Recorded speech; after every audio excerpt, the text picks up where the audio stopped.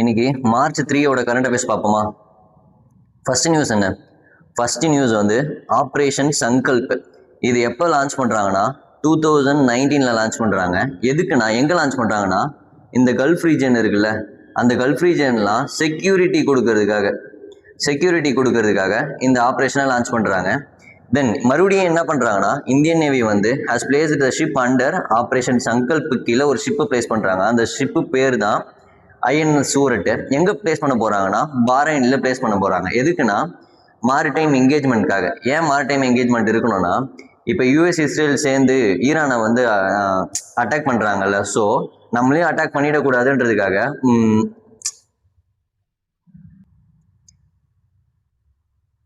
ஒரு ப்ரிகாஷன் மெஷருக்காக நம்மளே அட்டாக் பண்ணிடக்கூடாதுன்றதுக்காக நம்ம இந்த ஆப்ரேஷனை மறுபடியும் ஸ்டார்ட் பண்ணுறோம். இது 2 வார்ஷிப்பு முன்னாடி பிளேஸ் பண்ணியிருக்கோம். டெஸ்ட்ராயர், ஒரு ஃப்ரிகேட் எங்கன்னா கல்ஃப் ஆஃப் அதன்லேயும் gulf of ஓமன்லேயும்.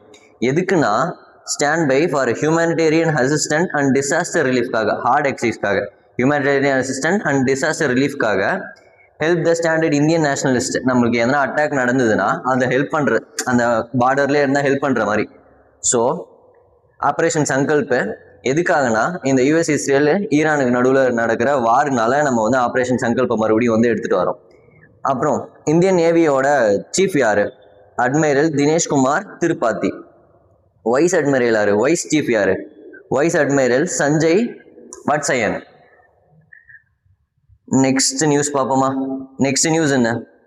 Bharat steel 2026 event என்ன நடக்குதுன்னா Bharat steel 2026 international conference cum exhibition எங்கே நடக்க போகுதுன்னா நியூ டெல்லியில் நடக்க போகுது. என்னைக்குன்னா 16th to 17th April 2026 இந்த வருஷம் தான் நடக்க போகுது. இதை யார் ஆர்கனைஸ் பண்ணுறதுன்னு பாருங்களா. Ministry of steel, government of India organise பண்ணுறான். மினிஸ்ட்ரி ஆஃப் ஸ்டீல் யார்? ஸ்ரீ குமாரசுவாமி தான் மினிஸ்ட்ரி ஆஃப் ஸ்டீலோட யூனியன் மினிஸ்டர்.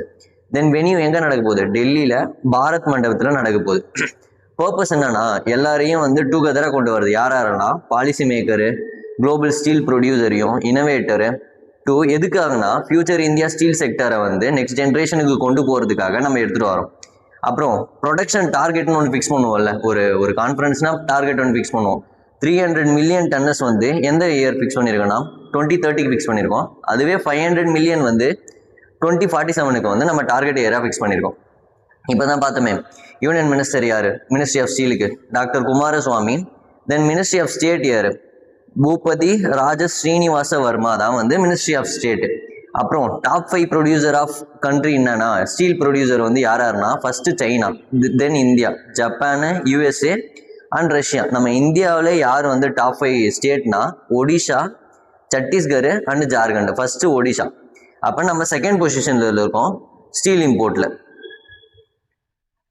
தென் நெக்ஸ்ட் கொஸ்டின் பார்ப்போமா.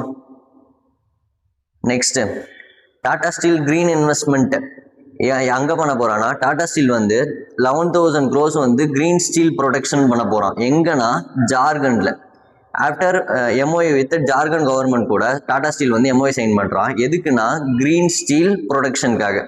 எதுக்காகனா to develop the green steel using ஒரு சில டெக்னாலஜி, இந்த 2 டெக்னாலஜி ஹிஸ்னா அண்ட் ஈசி மெல்ட்ன்ற 2 டெக்னாலஜி வச்சு. இது எதுக்காகனா இப்போ வந்து கார்பன் எமிஷன் நடக்கும்ல எப்படி இருந்தாலும் ஸ்டீல் ப்ரொடக்ஷன். அப்போ இந்த இஸ்னான்றவன் 80% வந்து அந்த CO2 ரெடியூஸ் பண்ண போகிறான். இந்த ஈசி மெல்ட்ன்றவன் 50% வந்து அந்த CO2 ரிடக்ஷன் பண்ண போகிறான். CO2 எமிஷனை ரெடியூஸ் பண்ண போகிறான். எதுக்காகனா to low carbon steel production. நான் சொன்னல கார்பனை வந்து கம்மி பண்ணுறதுக்காக low carbon steel production technology. அந்த 2 டெக்னாலஜி என்ன? இசனா அண்ட் ஈசி மெல்ட் தான் வந்து அந்த 2 technology to reduce the emission. Then investment budget பாருங்களேன், மொத்தமாக 11,000 crores. 7,000 crores வந்து கிரீன் அயன் மேக்கிங் டெக்னாலஜி கொடுக்குறான். 1,500 வந்து காம்பி மில்ஸ் கொடுக்குறான். 2,600 crores வந்து தனி பிளேட் ஃபெசிலிட்டி என்றவன் ஒருத்தரும் கொடுக்குறான். அப்புறம் ஜார்க்கண்டை பற்றி பார்ப்போமா. இது எப்படி ஞாபகம் வச்சுக்கலாம்? நான் ஹேண்டு தானே, யாருக்கு ஹேண்ட் இருக்கும்? நமக்கு தானே, ஹியூமன்ஸுக்கு தானே ஹேண்ட் இருக்கும். 2 கை இருக்குமா? இங்கே பாருங்க, ஃபர்ஸ்ட் கேபிட்டல் வந்து Ranchi, second capital Dumka and chief minister பாருங்களேன். நான் தான் சொன்னேன் ஹேண்டு தானே, யாருக்கு ஹேண்ட் இருக்கும்? மேனுக்கு தானே ஹேண்ட் இருக்கும். மேனுக்கு ஹேண்ட் இருக்கு. அதே கவர்னர் பாருங்களேன், யார் வாருக்கு போவா? கேங்கா சேர்ந்து மேன் தான் வாருக்கு போவாங்க. ஸோ எப்படி ஈஸியாக ஞாபகம் வச்சுக்கலாமா? ஹேண்டு ஹேமந்த் சோரேன், கவர்னர் யாரு? கேங் வார். நெக்ஸ்ட் நியூஸ் என்ன? நெக்ஸ்ட் நியூஸ் வந்து சுனில் பாரதி மிட்டல் இருக்காருல்ல, அவர் வந்து லைஃப் டைம் அச்சீவ்மெண்ட் வாங்கியிருக்காரு. யாரோட லைஃப் டைம் அச்சீவ்மெண்ட் ஆவார்னா GSMA lifetime achievement award வாங்கியிருக்காரு. Sunil Bharti Mittal, founder and chairman of Bharti enterprises, அவர் வந்து first Indian to receive GSMA lifetime achievement award வாங்கியிருக்காரு. எதுக்காகனா அவரோட குளோபல் மொபைல் இண்டஸ்ட்ரிக்காக. தென் இந்த அவார்டை வந்து யார் ப்ரெசென்ட் பண்ணது, எங்கே ப்ரெசென்ட் பண்ண போகிறாங்கன்னா வேர்ல்டு மொபைல் காங்கிரஸ் நடக்குது. எங்கன்னா பார்சிலோனா, ஸ்பெயினில் மொபைல் காங்கிரஸ் நடக்குது. அங்கே வந்து இவருக்கு வந்து ஜிஎஸ்எம்ஏ லைஃப் டைம் அச்சீவ்மெண்ட் அவார்டை வந்து கொடுத்துருப்பாங்க. அதர் ஆனரரி அவார்டு வாங்கியிருக்காரு. ஜிஎஸ்எம்ஏ சேர்மேன் அவார்டு வந்து 2008 2016 வாங்கியிருக்காரு. அப்புறம் knight commander of order of British empire யார் அவார்ட் பண்ணுறேன்னா கிங் சார்லஸ் வந்து யூகேவோட prime minister. UK India business relationship அப்போ இவர் வந்து வாங்கியிருப்பார். அப்போ சுனில் பாரதி மிட்டல் வந்து என்ன வாங்கியிருக்காருன்னா GSMA lifetime achievement award வாங்கியிருக்காரு. நெக்ஸ்ட் நம்ம இந்தியாவும் ஜப்பானும் வந்து பைலேட்ரல் ஸ்வாப் அக்ரிமெண்ட்னு ஒன்று சைன் பண்ண போகிறாங்க. எதுக்கு ஸ்வாப் அக்ரிமெண்ட் சைன் பண்ண போகிறாங்கன்னா இந்தியன் ரூபியும் ஜாப்பனீஸ் ரூபியும் யூஎஸ் டாலருக்கு வழியாக எக்ஸ்சேஞ்ச் பண்ணுறதுக்காக. இப்போ யூஎஸ் டாலர் கொடுக்குறேன்னா நான் இந்தியன் ரூபியை கொடுக்கலாம், இல்லைனா ஜாப்பனீஸ் எண்ணெய் வந்து நான் அவனுக்கு ப்ரொவைட் பண்ணிக்கலாம் யூஎஸ் டாலருக்கு பதிலாக. அதுக்காக தான் பைலேட்ரல் ஸ்வாப் அக்ரிமெண்ட் ஒன்று சைன் பண்ண போகிறோம். அப்புறம் India and Japan renewed 75 billion bilateral swap agreement வந்து இப்போ பண்ணியிருக்கோம். இப்போ மொத்தமாக எவ்வளோ 75 பில்லியன் பைலேட்ரல் ஸ்வாப் அக்ரிமெண்ட்டு எதுலேருந்து எஃபெக்ட் ஆக போகுதுன்னா February 2026 எஃபெக்ட் ஆக போகுது. ஃபர்ஸ்ட் 2 பாடி இருக்கும்ல, 2 பேர் சைன் பண்ண போகிறாங்க. யார் சைன் பண்ண போகிறாங்கன்னா நம்மளோட ரிசர்வ் பேங்க் ஆஃப் இந்தியாவும் அந்த ஜப்பானோட பேங்க் ஆஃப் ஜப்பானும் 2 பேரும் சைன் பண்ண போகிறாங்க. பேங்க் ஆஃப் ஜப்பான்னா acting as agency for Japan ministry of ஃபினான்ஸை ஆக்ட் பண்ணுறவன் அவன் தான். தென் 2 மெக்கானிசம் என்னன்னா 2-வே கரன்சி ஸ்வாப். நான் தான் சொன்னேன்ல, யூஎஸ் டாலர் இருக்குன்னா நான் இந்த யூஎஸ் டாலரை எது வழியாக மாற்றிக்கலாம்னா இந்தியன் ருப்பியாவா இல்லைனா வந்து ஜாப்பனீஸ் எண்ணா கூட மாற்றிக்கலாம். அப்புறம் ஜப்பானை பற்றி, ஜப்பானோட கேபிட்டல் என்ன டோக்கியோ, அதோட கரன்சி வந்து ஜாப்பனீஸ் எண்ணு, பிரைம் மினிஸ்டர் வந்து தக்காச்சி. இந்த ஒரு அனிமே ஷோ வரும்ல தக்காச்சின்றது, அப்போ ஜாப்பனீஸோட அனிமே ஷோ தானே அது, தக்காச்சின்னு ஞாபகம் வச்சுக்கோங்க. நெக்ஸ்ட் நியூஸ் பார்ப்போமா. இபிஎஃப்ஓனா யாரு? எம்ப்ளாய்மெண்ட் ப்ராவிடன்ட் ஃபண்ட் ஆர்கனைசேஷன் என்ன பண்ணுறான்னா இன்ட்ரெஸ்ட் ரேட்டை ரிலீஸ் பண்ணியிருக்கான். இவன் என்ன பண்ணியிருக்கான்னா ஹாஸ் ரெக்கமெண்டட் 8.25% வந்து அவன் இன்ட்ரெஸ்ட் ரேட்டை வந்து 3rd consecutive டைமாக வந்து மாற்றாமல் இருக்கான்னு சொல்கிறாங்க. இது எப்போ நடக்குதுன்னா 239th meeting of central board of trustee சிபிடியோட 239th மீட்டிங் அப்போ இந்த நியூஸை வந்து ரிலீஸ் பண்ணுறாங்க. இதை யார் ஷேர் பண்ணுறதுனா நம்ம மன்குஷ் மந்தாவியா. இவங்க யார்? Youth and sports minister. அப்புறம் இதை யார் பெனிஃபிட் ஆக போகிறாங்கன்னா 7.8 crore சப்ஸ்கிரைபர்ஸ் வந்து பெனிஃபிட் ஆக போகிறாங்க. அப்புறம் இபிஎஃப்ஓ இது எப்போ வந்து எஸ்டாப்ளிஷ் ஆச்சுன்னா 1952 எஸ்டாப்ளிஷ் ஆச்சு. அப்புறம் மினிமமாக இதுக்கு பென்ஷன் எவ்வளோ, மினிமமாக பென்ஷன் நமக்கு எவ்வளோ கிடைக்கும்னா 1000 rupeesலேருந்து ஆரம்பிக்கும். தென் இதுக்கு ஒரு நம்பர் இருக்கும்ல, நம்ம ஒரு கார்டு கொடுப்பாங்களே இபிஎஃப்ஓ நம்பர் இருக்கும்ல, மொத்தமாக எத்தனை டிஜிட் நம்பர்னா 22 டிஜிட் நம்பர். அப்புறம் யூஏஎன் யூனிவர்சல் அக்கௌண்ட் நம்பர் நமக்கு ஒன்று கொடுப்பாங்க. நம்ம ஒரு எம்ப்ளாயாக மாறிட்டோம், நம்ம யூனிவர்சல் அக்கௌண்ட் நம்பர்னு ஒன்று கொடுப்பாங்க. அது எத்தனை டிஜிட்னா 12 digit number. Then next news பார்ப்போமா.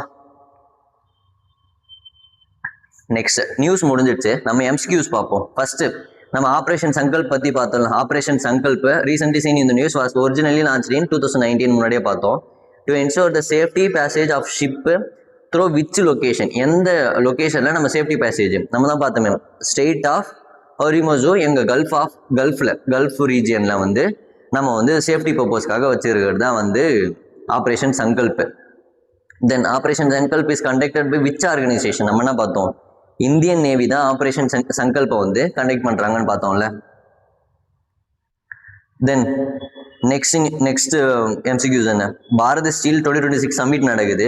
Will held at which venue of New டெல்லியில் தான் நடக்க போகுது. எந்த வென்யூவில் நடக்க போகுதுன்னா பாரத் மண்டபம் நியூ டெல்லியில் நடக்க போகுது.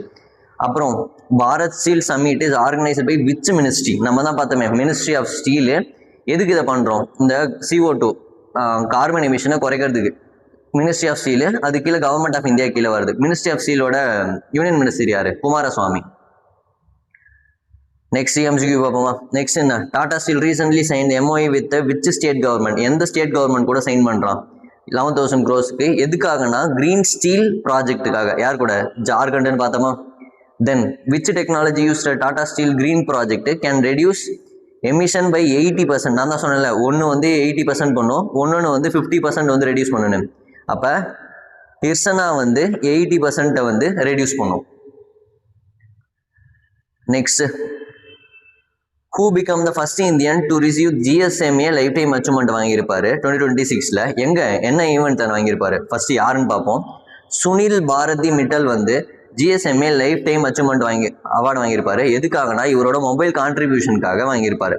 அப்புறம் GSMA lifetime achievement award 2026 was present during which event அப்போ பிரசன்ட் ஆயிருக்கு? நம்ம தான் பார்த்தோமே, mobile world congress. Mobile world congress எங்க நடக்க போகுது? பார்சிலோனா, ஸ்பெயின்ல நடக்க போகுது. Next question. அப்புறம் இந்தியாவும் ஜப்பானும் பைலேட்ரல் ஸ்வாப் அக்ரிமெண்ட் சைன் பண்ண போறாங்கன்னு சொல்லணும். பைலேட்ரல் ஸ்வாப்னா என்ன? இந்த யூனிட் பைலேட்ரல் ஸ்வாப் அக்ரிமெண்ட்னா என்ன? இந்த யூஎஸ் டாலர் வந்து சேஞ்ச் பண்ணி நம்ம இந்தியன் ருப்பியாவும் இல்லைனா ஜாப்பனீஸ் என்னாவும் சேஞ்ச் பண்ணிக்கலாம், நம்ம பைலேட்ரல் ஸ்வாப் பண்ணிக்கலாம் அப்படின்ற மாதிரி சொல்லியிருந்தாங்கல்ல. மொத்தமாக எவ்வளோ பண்ணியிருக்காங்கன்னா 75 பில்லியன் பண்ணியிருக்காங்க. அப்புறம் bilateral swap agreement signed between which two institution? நம்ம 2 இன்ஸ்டியூஷன் பார்த்தோம்ல, நம்மளோட ரிசர்வ் பேங்க் ஆஃப் இந்தியாவும் அவனோட பேங்க் ஆஃப் ஜப்பானும் பண்ணியிருப்பான். Next, the interest rate of EPFO employment provident fund organisation recommended by the எவ்வளோ இன்ட்ரெஸ்ட் ரேட் ஃபிக்ஸ் பண்ணியிருந்தான்? 8.25% ஃபிக்ஸ் பண்ணியிருந்தானா? The EPFO decision was taken during the 239th meeting. அப்போ central board of trustee, யார் அந்த central board of trustee வந்து சேர் பண்ணியிருக்கான்னு கேட்குறாங்க. நம்ம தான் பார்த்தோமே, மன்குஷ் Mandaviya, the sports and youth minister.